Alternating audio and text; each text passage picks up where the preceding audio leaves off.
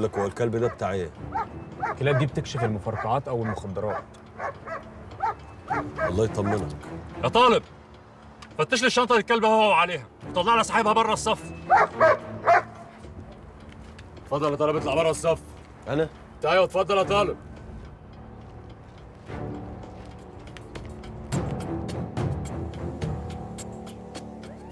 دخل الطلبه بسرعه، هروب مفاجئ.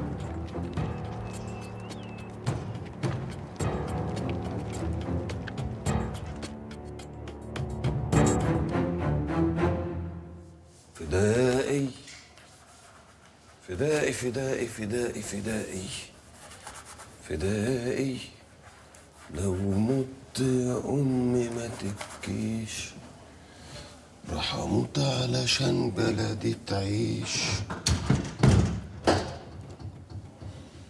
لو مت يا أمي ما تبكيش. تكون شو محط لي سمك؟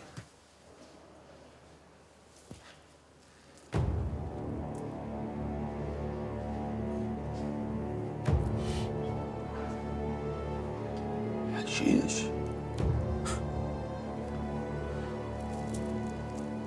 مفيش غيرك يا كتكوت الكلب.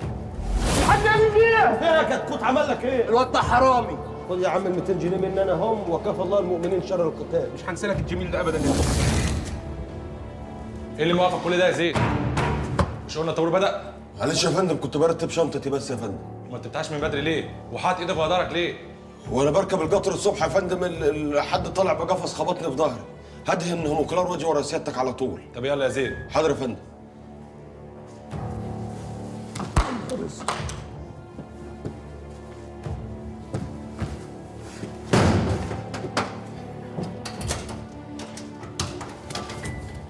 طب ارميها فين دي؟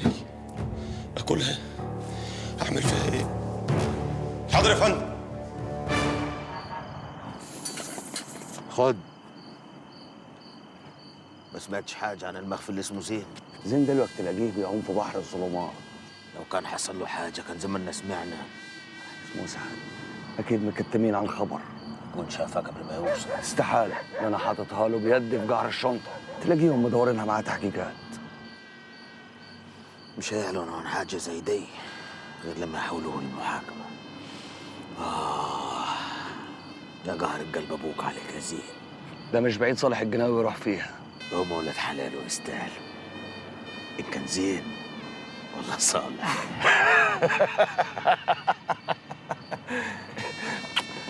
تأمرني بأي حاجة؟ لا. اللي يقدر يتقدر ده نظامي وما بقتش بكبر، بتعامل بالمثل واكتر، للاخر كده هخسر ايه؟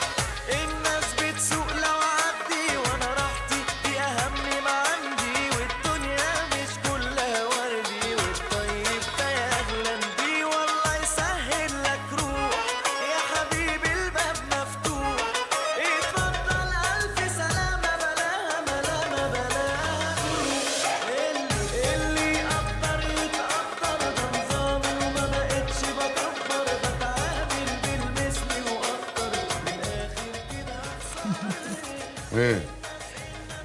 طخخ مشوار من جنة الاسكندريه عشان تيجي قاعديني كل ده؟ ايوه هنعمله ايه يعني؟ مش شغل كده. بعدين الناس دي كبار، تخيل فاتحين 9 ازايز لحد دلوقتي. بلا فاتحين بلا قافلين. صراحه مش عجباني قصه فتح الجزايز وقعده الكباريهات والمسخره دي. انت بتغير عليا ولا ايه؟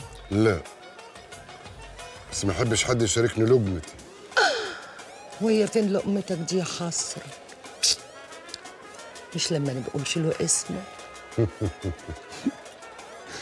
هتقدري تشيليه يا هدى؟ اسم هتلر تاجيه، مش اي مره تقدر تشيله.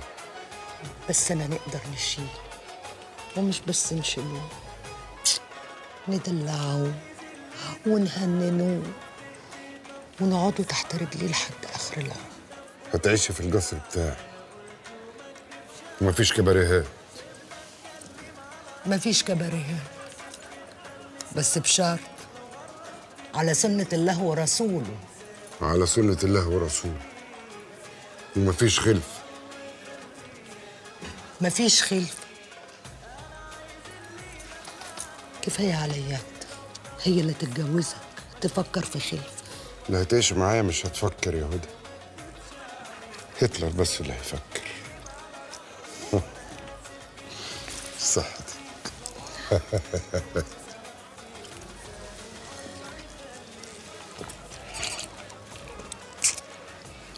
كفاية. هتلر فجر خالص يا صالحة، ما عرفش يوقع على قرشين منين. جاب كم عيل من الجبل ممشيهم ورا بسلاح، حط يده على الارض ده ويفتري على ده، واللي يعترض يخوفوا بالكلاب اللي حواليه. مش كفاية حكاية قاضي عرفي دي؟ عمرك بيضيع، هتفضل كده تجيب حق ده وتضيع عمرك للناس؟ يا بنت ربنا عز وجل ما خلقش كل الناس عشان تعيش لنفسها ولعيالها وبس، خلق ناس وخصهم لقضاء حوائج الناس. كيف ما خلق ظلم، خلق ناس تقف للظلم وتجيب حق الغلبة منه. جوزك واحد من الناس دول، وكان اللي انا فيه ده ربنا وحده اللي اختارني ليه، وربنا وحده اللي يقدر يشيلني منه. بس أنا برضك خايفة عليك أنت. هتلر ده قلبه اسود، نابه ازرق، وما بيسيبش حد في حاله. انت بتعيطي؟ خايفة عليا ولا على العيال؟ خايفة عليك أنت. هو أنا لو حبيت العيال حبيتهم ليه؟ ليه؟ حبيتهم عشان منك أنت ومن ريحتك. النهارده كام في الشهر العربي؟ النهارده 13. يعني ليلة قمرية؟ أيوه.